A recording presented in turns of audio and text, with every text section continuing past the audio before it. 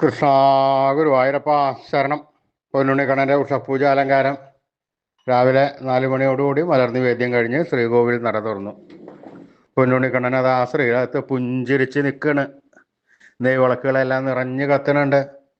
അതിൻ്റെ ശോഭയിലെ പൊന്നുണ്ണിക്കണ്ണൻ്റെ പുഞ്ചിരി കാണാൻ എന്താണൊരു ഭംഗിയെന്നറിയോ. പൊന്നുണ്ണിക്കണ്ണൻ്റെ തിരുമുഖം ചന്ദനം ചാർത്തിയിട്ടുണ്ട്. നെറ്റിയിലൊരു സ്വർണ്ണഗോപിക്കുറി അണിയിച്ചിട്ടുണ്ട്. ചെവിയിൽ ചെവിപ്പൂക്കൾ വെച്ചിട്ടുണ്ട്. മാറത്തൊരു സ്വർണ്ണത്തിലകവും ഒരു വീതി കൂടിയ 2 സ്വർണ്ണമാലകളും ചാർത്തിയിരിക്കുന്നു. പൊന്നിൻ കിങ്ങിണി കെട്ടി പട്ടുകോണകമെടുത്ത് ഒരു പീതാംബരപ്പട്ടും പച്ചപ്പട്ടും കൂട്ടിക്കെട്ടി ഞൊറിഞ്ഞെടുത്തിട്ടുണ്ട്. വലത് കൈയിൽ ഓടക്കുഴലുമുണ്ട്. സ്വർണ്ണ കിരീടം ചാർത്തി കിരീടത്തിന്മേൽ 3 തിരുമുടിമാലകളും 2 വലിയ വനമാലകളും ചാർത്തിയിരിക്കുന്നു. അങ്ങനെ സുന്ദരനായി പുഞ്ചിരിച്ച് നിൽക്കുന്ന സച്ചിദാനന്ദ കട്ടയെയാണ് നട തുറന്ന സമയത്ത് ഭക്തന്മാരെല്ലാവരും കാണുന്നത്. ആ സുന്ദര രൂപം കണ്ട് ഭക്തന്മാർക്കെല്ലാവർക്കും സന്തോഷത്തിൽ ആ കണ്ണൻ്റെ തിരുനാമങ്ങൾ ചൊല്ലി കണ്ണൻ്റെ അടുത്തേക്ക് അതാ ഓടി ഓടി ഓടി ഓടി പോണു. ആ സോപാനപ്പടിയിൽ നിന്ന് കണ്ണനെ കൺകുളിർക്ക കണ്ട് കണ്ണൻ്റെ തൃക്കാൽക്കൽ വീണ് നമസ്കരിക്കണോ, പ്രാർത്ഥിക്കണോ. കണ്ണൻ്റെ അനുഗ്രഹം അവർക്കെല്ലാവർക്കും ഉണ്ടാവുന്നു. നമുക്കും ആ സുന്ദര രൂപം നമ്മുടെ മനസ്സിലേക്കൊന്ന് ആവാഹിച്ചാലോ. അപ്പോൾ എല്ലാവരും നല്ലോണം പ്രാർത്ഥിച്ചോളൂ. ആ പൊന്നുണ്ണിക്കണ്ണൻ നമ്മുടെ മനസ്സിൻ്റെ ഉള്ളിലേക്ക് വരാൻ വേണ്ടി എല്ലാവരും പ്രാർത്ഥിക്കുക.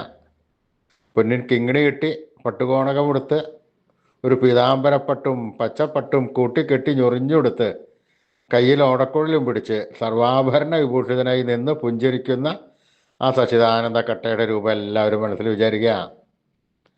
നല്ലപോലെ വിചാരിച്ചോളൂ. ആ പൊന്നുണ്ണിക്കണ്ണൻ അതാ നമ്മുടെ മനസ്സിൻ്റെ ഉള്ളിലേക്ക് അതാ കയറി വരുന്നു.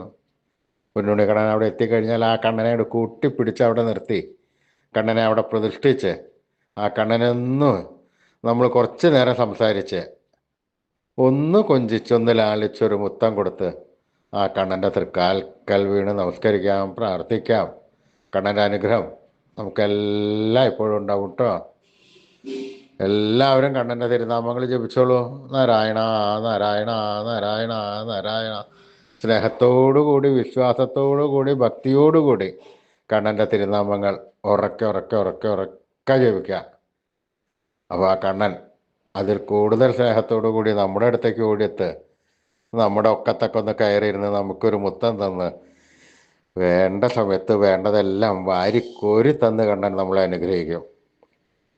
അപ്പോൾ അതുകൊണ്ട് എല്ലാവരും സ്നേഹത്തോടു കൂടി വിളിച്ചോളൂ കണ്ണനെ കേട്ടോ. നാരായണ നാരായണ നാരായണ നാരായണ. കൃഷ്ണായ വാസുദേവായ ഹരേ പരമാത്മനെ പ്രണതക്ലേശനാശായ ഗോവിന്ദായ നമോ നമഃ. കൃഷ്ണായ വാസുദേവായ ഹരേ പരമാത്മനെ പ്രണതക്ലേശനാശായ ഗോവിന്ദായ നമോ നമഃ. കൃഷ്ണായ വാസുദേവായ ഹരേ പരമാത്മനെ പ്രണതക്ലേശനാശായ ഗോവിന്ദായ നമോ നമഃ. അച്യുതാനന്ദ ഗോവിന്ദ അച്യുതാനന്ദ ഗോവിന്ദ അച്യുതാനന്ദ ഗോവിന്ദ. ഈ നാമത്രയ മന്ത്രം എല്ലാവരും ദിവസേന ഉപാസിക്കുക. നിത്യവും ഉപാസിച്ചു കഴിഞ്ഞാൽ നമുക്ക് ആയുരാരോഗ്യ സൗഖ്യം സർവ്വസമ്പൽ സമൃദ്ധി സർവ്വ ഐശ്വര്യം സന്തതി പരമ്പരകൾക്കെല്ലാം ശ്രേയസ് ഉണ്ടാവുന്നതാണ്. അതുകൊണ്ട് നിത്യ ഉപാസനയിൽ ഈ നാമത്രയ മന്ത്രം എല്ലാവരും ഉൾപ്പെടുത്തണം. ഋഷീശ്വരന്മാർ തലമുറകൾ കൈമാറി തന്ന ഈ അമൂല്യനിധി നമ്മൾ വിട്ടുകളയാൻ പാടില്ല. നമ്മൾ ഉപാസിക്കണം. നമ്മുടെ വരും തലമുറകൾക്ക് അത് ഉപാസിക്കാൻ നമ്മൾ ഉപദേശിച്ചു കൊടുക്കണം.